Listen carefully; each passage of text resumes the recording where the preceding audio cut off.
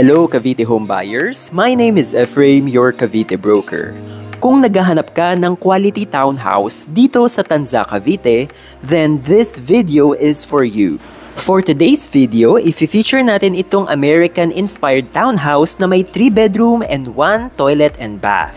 Presenting our Ashton Model House. This house has 49 square meters of floor area at may minimum lot area na 60 square meters. Located ang bahay natin na ito sa Montara, Tanza. Project ito ng Enduraland.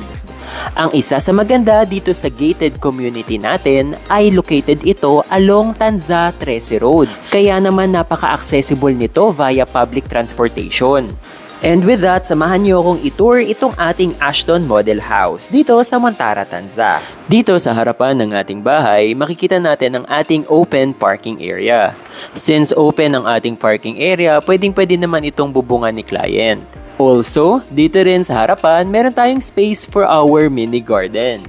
Ngayon naman, pasok tayo sa loob ng bahay. By the way, ang main door nila dito ay gawa sa kahoy. Ang nagustuhan ko dito, complete finish na sila upon turnover, pati sliding windows kasama na. May built-in lock na rin ito, pero disclaimer lang, yung screen not yet included.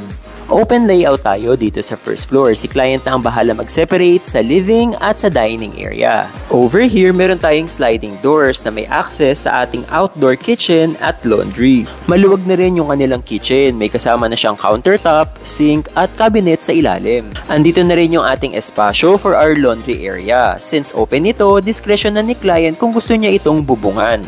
Now, going back inside, andito na rin sa first floor yung ating toilet and bath. Dito, masasabi ko talagang complete finish sila pag nag-deliver kasi yung enclosure for the shower kasama na upon turnover. Naka half tiles na rin sila dito at syempre complete with shower, toilet at sink.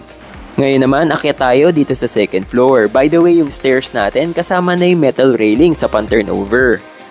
Dito sa ating second floor, meron naman tayong 3 bedrooms. Ang isa pa sa napansin ko dito, sa floorings nila sa second floor, tiles talaga yung gamit nila. Hindi katulad sa karamihan na vinyl lang yung gamit.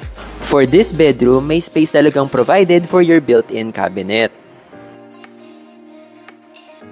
Ngayon naman, going to the second bedroom, medyo similar lang din sila ng sukat. Kasyang-kasya ang single or double-size bed.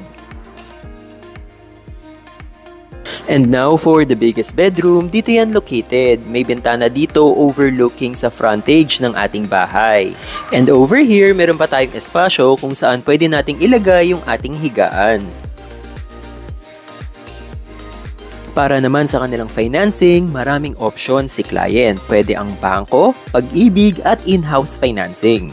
For example, kung bank financing, as low as 27,000 a month ang down payment for 15 months. Start naman ng construction ng bahay ay after the down payment period. As of today, nasa 2.8M ang TCP natin for our Ashton Model House.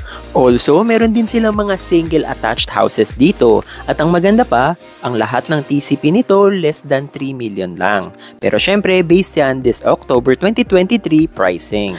Kaya naman kung interested kayo, contact nyo na kami for trippings. Thank you and God bless.